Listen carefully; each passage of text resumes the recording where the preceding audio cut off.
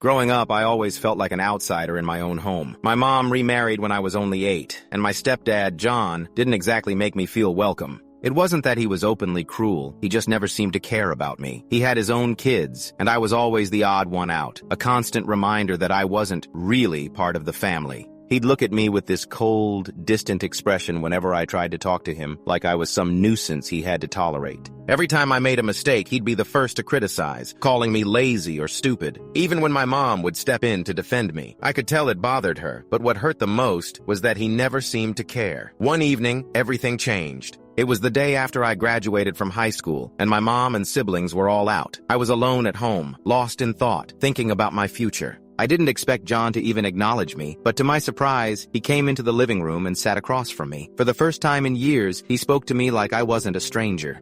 "You know," he said, "I've been hard on you, probably harder than I should have been." I didn't know how to react. Was he actually apologizing? "I wasn't sure how to handle things," he continued, "and I guess I took it out on you. I'm sorry, son. It hit me like a wave, and I didn't even know what to say." After all those years of tension, here he was, finally reaching out. It wasn't an easy conversation, but it was a start. We talked for hours that night, about everything. My mom, his kids, the mistakes he'd made. That night, I realized something I hadn't thought possible. He cared. We weren't family in the way I'd always hoped, but in that moment, we were something closer. It wasn't perfect, but it was real, and that was enough.